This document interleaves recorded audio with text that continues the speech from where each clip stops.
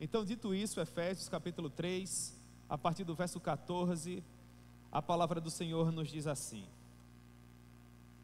Por esta causa me ponho de joelhos diante do Pai, de quem toma o nome toda a família, tanto no céu como sobre a terra, para que, segundo a riqueza da sua glória, vos conceda que sejais fortalecidos com poder, mediante o seu Espírito no homem interior. E assim habite Cristo no vosso coração, por meio da fé, estando vós arraigados e alicerçados em amor, a fim de poderdes compreender com todos os santos qual é a largura e o comprimento e a altura e a profundidade, e conhecer o amor de Cristo que excede todo entendimento, para que sejais tomados de toda a plenitude de Deus. Ora, aquele que é poderoso para fazer infinitamente mais do que tudo quanto pedimos ou pensamos, conforme o seu poder que opera em nós, a Ele seja a glória na igreja e em Cristo Jesus, por todas as gerações e para todos sempre. Amém. Que o bom Deus proponha a sua gloriosa palavra ao nosso coração. Meus queridos irmãos, vamos orar. Amém. Senhor, nós louvamos o Teu nome e nós agradecemos a Ti, ó Deus, pela maneira tão cara, tão preciosa com que o Senhor tem nos conduzido, Pai. Muito obrigado, Senhor. Obrigado porque desde ontem, ó Deus, no evangelismo com os adolescentes, em nosso culto com os jovens, quando o Senhor falava conosco de uma maneira tão apropriada, hoje pela manhã, quando nós cumpríamos a ordem que havíamos recebido do Senhor de batizar a todo aquele que viesse acreditar em Ti, por meio da operação sobrenatural e soberana do Espírito Santo, e bem assim agora à tarde, enquanto nós cantávamos e buscávamos a Tua presença. Meu Deus, nós temos sido tão preciosamente visitados por Ti, Senhor. O Senhor tem sido tão bom, o Senhor tem sido tão generoso, a Tua presença tem sido tão pungente em nosso meio, ó Pai, que nós não temos palavras para Te agradecer. Muito obrigado. Obrigado, ó Deus, por todas as maravilhas que a nossa comunidade tem vivido. Obrigado, ó Deus, pela maneira com que o Senhor tem ido adiante de nós, pela forma extraordinária com que o Senhor tem feito, com que as portas do inferno não consigam resistir, ó Deus, à obra preciosa que o Senhor tem realizado nesse lugar. Ah, Senhor, é verdade, meu Deus, nós temos visto o Teu operar nessa igreja, nós temos visto o Teu Espírito Santo se mover no meio de nós, Senhor, nós temos observado os Teus milagres, ó Pai, a nossa boca, meu Deus, tem se enchido de riso, e a nossa língua de um novo cântico, porque nós temos ouvido e visto, sentido e percebido, ó Deus, que grandes coisas tem feito o Senhor por nós, e por isso nós estamos alegres. O inimigo tem se levantado, mas nós estamos alegres. Pessoas têm tentado resistir à Tua obra nesse lugar, mas nós estamos alegres. O espírito, meu Deus, do governador e todas as hostes infernais têm se levantado para fazer com que essas pessoas não se convertam, não sejam libertas, não sejam discipuladas, mas o Senhor tem nos feito felizes e alegres, porque até aqui o Senhor tem nos ajudado. E enquanto essas paredes estiverem de pé, Senhor, enquanto a Tua palavra genuína for pregada desse púlpito, enquanto homens fiéis se levantarem nesse lugar, enquanto jovens preciosos ainda forem vocacionados para a Tua obra, que o inimigo das nossas almas faça o seu melhor, porque nós sabemos que maior é aquele que se encontra conosco do que aquele que se encontra no mundo. E não importa, meu Deus, quantos venham se levantar, a Tua obra e a Tua igreja sempre permanecerá de pé, Senhor. E sempre que um novo membro é batizado, o Senhor nos prova isso. Quem dá esperança para essa humanidade, quem dá sal e luz para trazer sabor e esperança para esse mundo que jaz no maligno. Que a nossa palavra e reflexão hoje à tarde reflita essa verdade, meu Deus, em nome de Jesus, amém. Meus irmãos, esse texto é muito precioso, porque o apóstolo Paulo no capítulo 3, ele ora pelas pessoas que haviam sido confiadas a ele. A epístola que ele escreveu aos Efésios fala do profundo sentimento eclesiológico do apóstolo Paulo, no sentido de fazer com que nós viéssemos a compreender a beleza que está para a igreja. A forma tão cara, tão preciosa com que o nosso amado Redentor nos vê. A maneira com que, por meio do seu sangue, Ele fez com que nós pudéssemos ser apresentados perfeitamente a Deus, e como Ele encontra beleza em tudo isso. Quando você olha para essa carta, você percebe no primeiro momento o apóstolo Paulo destilando uma sábia teologia.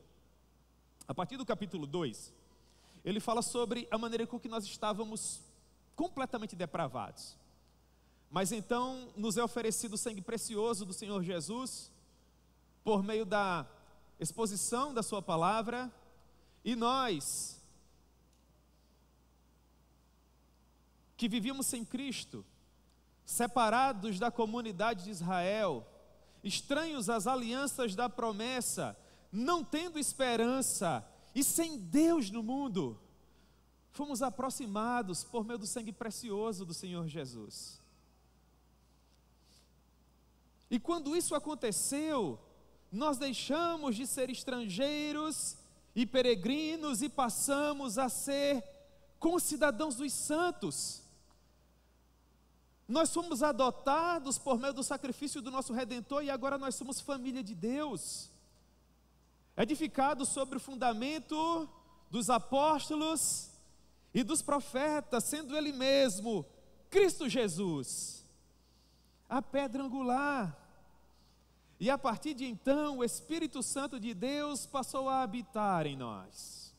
Essa é a verdade que Paulo nos compartilha no capítulo 2. Quando ele avança para o capítulo 3, uma vez que ele nos ensinou algo tão caro, tão belo, tão magnífico, tão precioso, perceba, nós iniciamos o capítulo 2 completamente depravados, mas por meio da obra vicária de Cristo, nós estamos terminando o capítulo 2 como família de Deus. Isso era tão precioso ao coração do apóstolo Paulo, que ele resolveu entregar-se sem reserva a essa verdade. Paulo resolveu fazer da sua vida um farol a manifestar a glória de Deus, para que nós, que somos gentios, pudéssemos ter acesso a essa verdade, que nós não precisamos mais andar por aí cabisbaixos, como que ovelhas que não possuem pastor, porque aquela época em que nós andávamos sem esperança, destituídos das alianças da promessa, sem Deus no mundo, isso ficou para trás, na vitória do Calvário.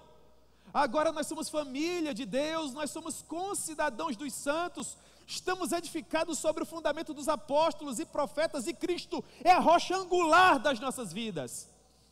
E Paulo fez uma afirmação de propósito quanto a isso. O desejo dele era gastar-se, se deixar gastar, para que cada vez mais pessoas tivessem acesso a esse conhecimento. E no princípio do capítulo 3, ele diz que chegou a ser preso por causa disso, perdeu a sua liberdade. Ele diz: por essa causa, eu, Paulo, sou prisioneiro de Cristo Jesus, por amor de vós, os gentios. Perceba, Paulo entregando-se sem reservas, sendo preso injustamente, amargando um cálice, um cárcere, melhor dizendo, inglório, de pelo menos 4 anos, no momento em que ele escrevia essa carta, esse documento tão precioso, para que essas informações pudessem chegar até nós. Paulo não podia viajar como ele costumava, não podia discipular as pessoas como ele costumava, não podia plantar aquelas igrejas assim como ele fazia, contribuir para a expansão do reino de Deus da forma como ele estava acostumado. Paulo estava preso, ele estava atrás das grades, mas havia algo que as pessoas que não queriam o seu bem não puderam retirar dele. Retiraram a sua liberdade, retiraram seus amigos, lhes afastaram os discípulos, não permitiram que ele subisse nos púlpitos para pregar, mas não conseguiram retirar do apóstolo Paulo a capacidade de orar. E durante aqueles 4 anos, aquele homem orou, irmãos, ele orou como ninguém. Ele orava por todas as igrejas, ele orava por cada um daqueles irmãos, e no capítulo 3, ele segue orando. Essa oração que nós acabamos de ler, e ela fala de uma maneira muito cara ao meu coração. Porque o apóstolo Paulo ora não por qualquer coisa, ele ora para que nós pudéssemos compreender a riqueza da glória que nós recebemos em Cristo. Ele ora para que nós pudéssemos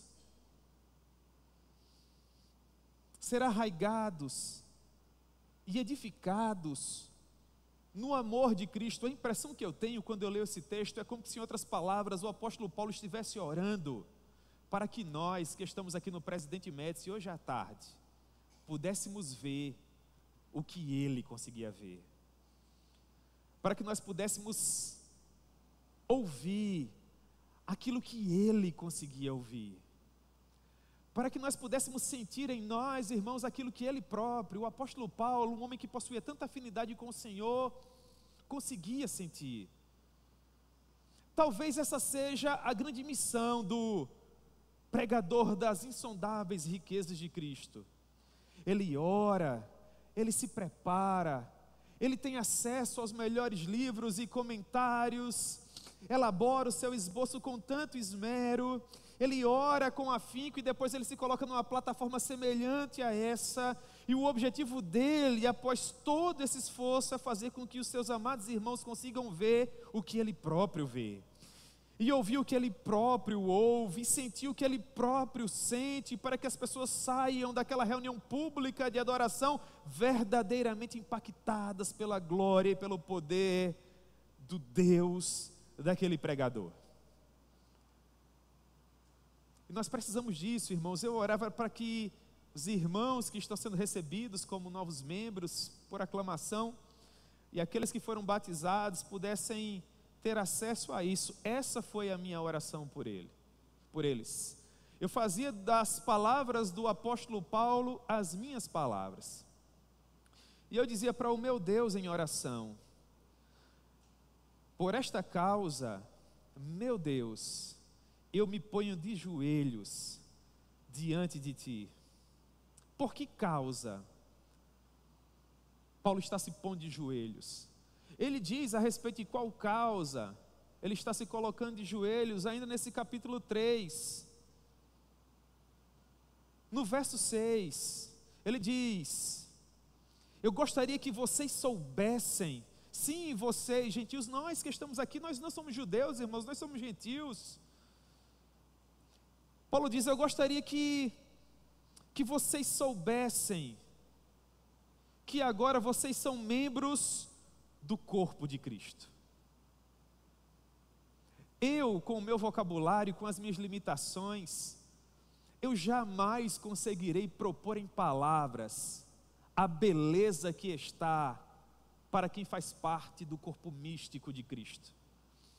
Eu gostaria de ter o poder de estar compartilhando essa palavra com vocês hoje à tarde, convidar vocês a fecharem os olhos de vocês junto comigo, para que o Espírito Santo, quem sabe, nos oferecesse a graça de todos nós sermos levados nesse momento até o Calvário, para enxergar por meio da fé o nosso Cordeiro sangrando por nós no lenho, para que nós pudéssemos enxergá-lo em toda a sua beleza e em toda a sua doçura, no momento em que ele era tão ridiculamente humilhado, para que por meio das suas feridas abertas, aquele sangue pudesse nos purificar, para que dessa forma nós pudéssemos concluir o preço que foi pago, para que agora nós pudéssemos, figueira brava que somos, sermos enxertados a essa figueira verdadeira que é o corpo glorioso e espiritual do nosso Rei. Paulo ora para que nós venhamos a compreender isso,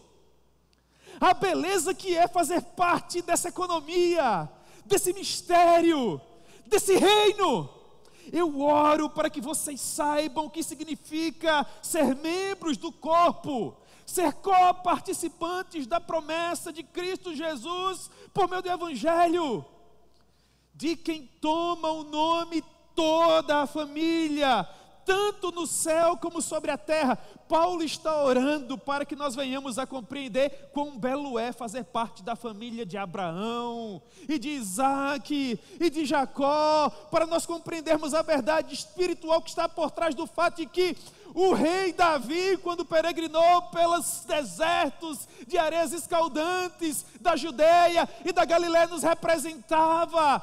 Ele faz parte da nossa família. Paulo está orando para que você leia as genealogias que nós encontramos em Mateus e em Lucas, para que você possa se identificar com todos aqueles nomes e, com a ajuda do Espírito Santo, poder dizer: esse povo é o meu povo, são minha família, eu sou raiz espiritual de cada um deles. A raiz de Jessé é a minha raiz. O Deus desse povo é o meu Deus. Eu tenho caminhado dia após dia para me reunir com eles. Eles chegaram lá antes de mim, mas eu estarei lá ainda que após todos eles, porque eu também sou família de Deus. Também estou edificado sobre o mesmo fundamento. Paulo diz: o fundamento de outrora, o fundamento dos apóstolos, o fundamento daqueles que vieram antes deles, os profetas. Se trata da mesma base, se trata do mesmo povo, da mesma realidade espiritual. E com que objetivo Paulo ora? Onde ele quer chegar com tudo isso? Na língua grega, o verso 16 tem início com uma preposição de instrumentalidade. A ideia agora é nos oferecer com que fim Paulo ora, onde ele quer chegar com essa oração. É por isso que ele começa o verso 16 com esse para quê. Ele vai fazer uma aplicação. Ele a princípio nos disse que estava orando, ele disse com que objetivo ele estava orando, e agora ele caminha para a finalidade. O que é que nós podemos extrair dessa oração? De que maneira ela traz implicações para a nossa vida? Ele diz: para quê? Segundo a riqueza da sua glória. E agora ele vai pedir.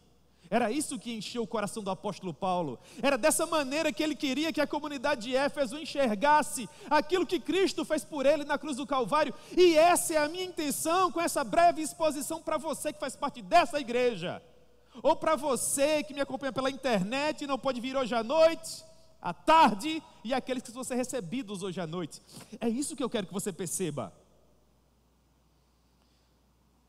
Que segundo a riqueza da sua glória, Deus conceda a você que você seja fortalecido com poder, mediante a atuação do Espírito Santo no seu homem interior.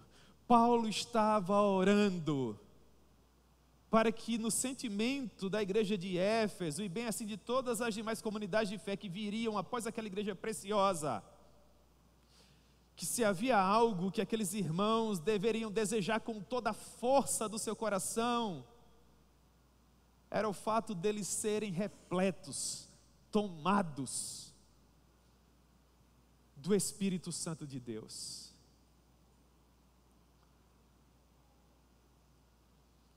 Para que nós pudéssemos compreender toda essa beleza, para que nós pudéssemos, irmãos, finalmente poder enxergar aquilo que Paulo enxergava, ouvir aquilo que ele ouvia, sentir aquilo que ele sentia. Só mesmo um homem completamente tomado pelo poder do Espírito Santo de Deus, sabendo de suas limitações que eram inúmeras, dos seus pecados que eram vários, a semelhança de todos nós que aqui estamos, mas só mesmo um homem cheio do poder do Espírito Santo reuniria coragem suficiente para dizer: sejam meus imitadores, assim como eu sou de Cristo.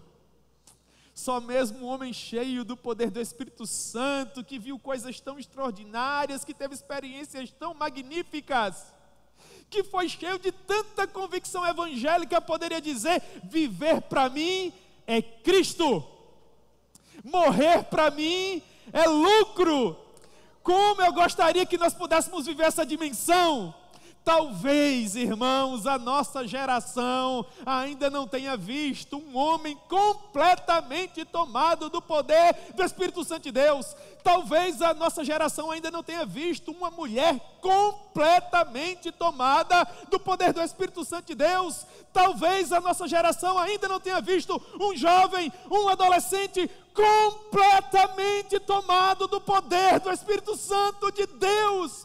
E é por isso que Paulo ora, para que nós tenhamos essa ambição, porque quando isso acontecer, verso 17, Cristo habitará em nosso coração por meio da fé, e nós estaremos arraigados e alicerçados em amor. A ideia é de que no momento em que o Espírito Santo nos enche, e declara perante nós toda a beleza daquilo que nos foi conquistado lá no Calvário, a estrutura espiritual que nós passamos a gozar se torna algo tão colossal, mas tão poderoso, que a sensação espiritual que agora nós temos é de que nós estamos arraigados. A ideia, na língua em que esse texto foi produzido, é de raízes que crescem. Imagine que uma árvore, para suportar os vendavais, as tempestades, as intempéries da vida, ela precisa de raízes fortes. Porque senão, na primeira dificuldade, os ventos a derrubarão. Quando você planta um bambu, nos 5 primeiros anos, a impressão que se tem é de que ele está morto, porque ele praticamente não cresce. Não para cima. Durante os 5 anos iniciais, o bambu, sobretudo, cresce para baixo. Mas ele se aprofunda. Ele vai buscar os nutrientes lá embaixo. 5 anos depois, ele cresce vertiginosamente. Mas ele cresce tanto, que daí a pouco você fica preocupado, porque ele aparentemente é tão frágil, e ele é tão fino, e o vento o açoita, e ele balança para um lado, e ele balança para o outro, e balança para um lado, e balança para um outro. E sabe quantas vezes ele se quebra? Sabe quantas vezes você vai ver um bambu sendo arrancado por suas raízes? Nenhuma. Quando nós somos cheios do poder do Espírito Santo de Deus, nós aprofundamos as nossas raízes. Irmãos, mas nós aprofundamos as nossas raízes para buscar os nossos nutrientes espirituais nele, para nos alimentarmos dele, para nos fortalecermos nele, para estarmos cada vez mais unidos a ele. Então o vento pode soprar, a tempestade pode vir, porque essa casa espiritual será edificada sobre a rocha. E ela não será derrubada, ela não cairá por terra. A segunda ideia daquilo que o Espírito Santo produz em nós ainda tem a ver com a edificação. Se no primeiro momento as nossas raízes se tornam profundas, e nós aguentamos suportar o fardo de viver no mundo que jaz no maligno, em um segundo momento nós somos edificados, arraigados e edificados. E a ideia de fato é de edificação. Pense num edifício, num prédio de vários andares. Você acha que um prédio de 100 metros de altura tem quantos metros para baixo de fundação? Um prédio de 200 metros de altura tem quantos metros para baixo de fundação? O maior prédio do mundo se encontra lá em Dubai. Eu não sei nem quantos metros ele tem. Ele deve ter, só Deus sabe quantos. Fica imaginando a base, mil metros. 1000 metros de altura, a partir do nível do solo. Você consegue imaginar quantos metros ele deve ter para baixo? Mas deve ser uma coisa preciosa, não é? Da próxima vez que você olhar para um grande homem de Deus, para uma grande mulher de Deus, que tem um ministério de conceito, de valor, um nome de prestígio, para a glória do nosso rei, não se encante com a estrutura que ele tem para cima e que você consegue enxergar. A beleza se encontra naquele local, naquela região em que os nossos olhos físicos não conseguem contemplar. Os grandes homens e mulheres de Deus que cresceram muito e que são vistos, assim como esse grande prédio lá em Dubai, possuem muita estrutura. Paulo sabia aquilo que estava prestes a acometer a igreja de Éfeso, assim como eu sei aquilo que está prestes a acometer os nossos amados irmãos que vão ser recebidos por aclamação, que já foram recebidos por batismo. Vão se deparar com o chão da igreja, com o cotidiano, com o dia a dia, eivado a frustrações, a desentendimentos, a desapontamentos, a sofrimento. Tudo isso é nosso, somos seres humanos. Já foi dito a nosso respeito que no mundo nós teríamos aflições, mas que nós deveríamos ter. E eu dizia para Deus em oração hoje à tarde: Senhor, raízes, edifica o Senhor, enche-os de poder no Espírito Santo, para que eles vejam, para que eles ouçam, para que eles sintam. Verso 18, perceba que oração magnífica, irmãos. Paulo continua dizendo onde ele quer chegar com a sua oração. Ele diz, é a mesma preposição de instrumentalidade. Paulo continua aplicando, ele diz, a fim de poder compreender com todos os santos. A fim de poder compreender com todos os santos. Eu quero que vocês que estão chegando agora consigam compreender com Abraão, com Isaac, com Jacó, com Moisés, com Davi, com Elias, com Eliseu, com Jonathan Edwards, com Charles Spurgeon, com Dwight Lyman Moody, com David Martin Lloyd Jones, com John Piper, com John MacArthur, com tantos outros grandes homens de Deus, a fim de que vocês possam compreender com todos esses santos. E esses homens compreenderam, irmãos. Meu Deus, como eles compreenderam! Qual a largura, e o comprimento, e a altura, e a profundidade. Você percebe que é uma ideia de dimensão? Paulo está tentando, do ponto de vista humano, espacial, com aquilo que nós temos, como se ele pudesse abrir os braços em uma expansão de tempo semelhante a essa que eu estou vivendo agora, orando pelas pessoas que haveriam de receber esse documento, com o coração cheio de convicção, clamando a Deus com cada molécula do seu ser, dizendo: Senhor, faça com que eles te compreendam, em tua largura, em teu comprimento, em tua altura, em tua profundidade. Que visão extraordinária! Mas que oração magnífica, irmãos! Como é que um ser humano sai depois de receber uma oração como essa? Que espécie de pregador ele se torna? Que espécie de cantor ele se torna? Que espécie de músico ele se torna? Que espécie de professor ele se torna? Quando ele compreende o comprimento e a largura e a altura e a profundidade do amor de Deus,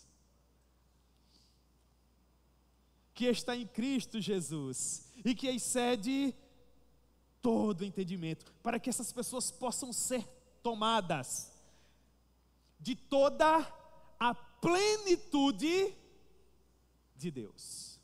Quando um crente é tomado de toda a plenitude de Deus, as ervas daninhas da fé, preste atenção, olhe para mim. Quando um crente é tomado de toda a plenitude de Deus, as ervas daninhas da fé não encontram espaço no seu coração. Quando um crente é tomado de toda a plenitude do ser de Deus, meu irmão, pode vir com fofoca, pode vir falar mal da liderança, pode vir colocar defeito na igreja, pode vir falar mal da comunidade, não há espaço no coração dele, ele tem pressa, ele é como Neemias, foi tomado de uma grande responsabilidade, está imbuído de uma grande obra, de modo que ele não pode perder tempo com Sanbalate, com Tobias, com Gesem. Não! Sempre haverá em qualquer comunidade aqueles que conseguem enxergar apenas o que é feio, apenas aquilo que está errado, apenas aquilo que não funciona. Mas quem é tomado de toda a plenitude do ser de Deus, ainda que conviva com tudo isso, consegue enxergar beleza, consegue ver pelo outro lado. E eu dizia para o meu Deus em oração: Senhor, há tanta coisa que precisa melhorar, coloca os olhos desses cordeirinhos naquilo que é bom, preserva-lhes o coração, guarda-os do mal. Permita que essa jornada que se inicia hoje só termine quando eles atravessarem os portões dourados da Jerusalém celestial. Livra-os do homem mau.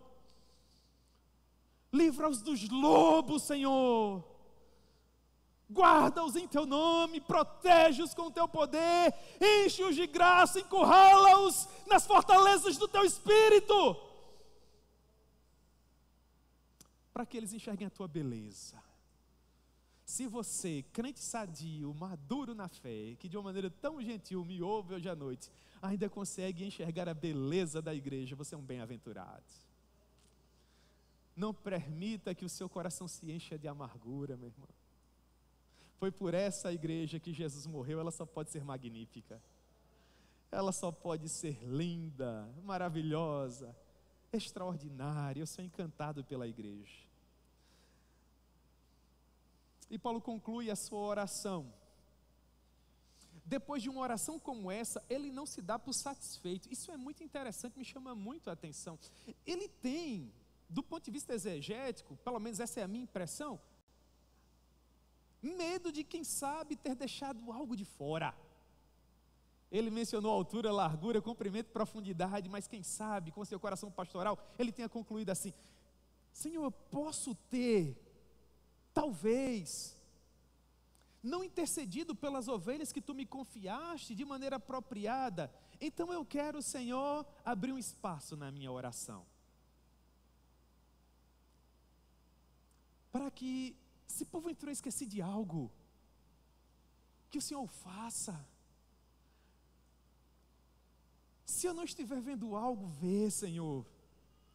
Se eu não estiver ouvindo algo, que o Senhor ouça. Se eu não estiver conseguindo perceber algo, que o Senhor perceba. É nesse contexto que ele diz: ora, aquele que é poderoso para fazer infinitamente mais. Eu não sei como é possível isso, mas essa é a oração dele. Ele já orou para que Deus nos revelasse a largura, o comprimento, a altura e a profundidade. Mas ele disse: porventura for possível mais, Senhor, conceda isso a eles.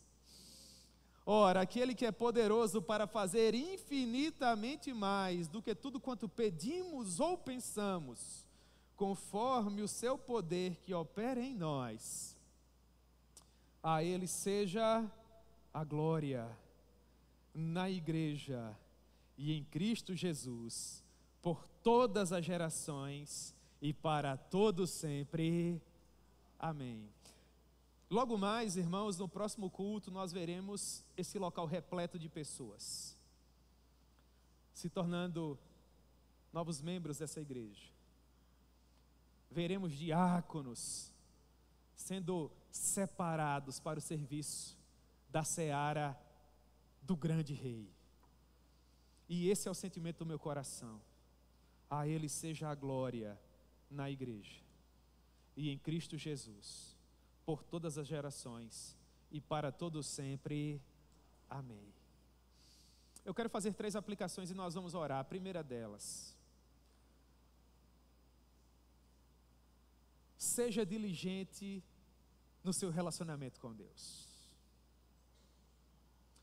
O apóstolo Paulo colocou seus olhos naquilo que o aguardava no final. E nem todo o sofrimento que ele experimentou ao longo da sua vida foi capaz de desviar os seus olhos do seu foco, do seu objetivo. Eu quero implorar algo a você, meu irmão. Coloque os seus olhos naquilo que te aguarda no final. E em nome de Jesus, não se desvie do seu objetivo. Pode vir 30 dias de festa, 40, 50, 60. Coloque em nome de Jesus os seus olhos naquilo que te aguarda no final. Em segundo lugar, viva no desfrute diário do poder de Deus. Um grande homem de Deus, um dos maiores líderes da igreja, em um determinado momento da sua vida, estando atrás das grades, fez a única coisa que a prisão lhe permitia fazer: ele orou. E ele orou para que nós pudéssemos compreender qual a largura e a altura e a profundidade e o cumprimento do amor de Deus. Que isso se faça em nós, irmãos. que nós sejamos cheios desse amor e que nós possamos viver no desfrute diário dele. Isso é suficiente, tenha certeza disso. E finalmente, em terceiro lugar, uma vez que você estiver arraigado e alicerçado em amor, que Cristo construa sobre esse fundamento e que você cresça bastante para a glória de Deus, mas que você cresça ao ponto de outras nações conseguirem enxergar você, que a sua voz consiga alcançar aqueles que precisam ser alcançados, mas que você cresça muito mais para baixo, em intimidade, em zelo, em fidelidade, para a glória de Deus. As pessoas costumam dizer que apesar do iceberg ser imenso, aquilo que as pessoas conseguem enxergar dele, não é o mínimo daquilo que de fato ele é. O iceberg de fato se encontra nas profundezas. Que assim sejam as nossas vidas. Que por mais que o Espírito Santo nos visite em glória e graça, e quem sabe, se esse for o seu desejo, nos torne pessoas conhecidas, que muito maior seja aquilo que nós temos em intimidade com Ele. Esse é o desejo do meu coração, essa é a minha oração para você que está sendo recebido em nossa igreja. Quero dizer para você que é um prazer tê-lo conosco. A minha oração é que você prospere, que Deus te use com poder e grande glória em nosso meio. Que desses novos membros, quem sabe, Deus possa levantar novos diáconos, presbíteros, pastores, missionários, homens e mulheres de Deus, mulheres de oração, professoras, missionárias. Que Deus faça o seu extraordinário nas vidas de todos vocês. Em nome de Jesus.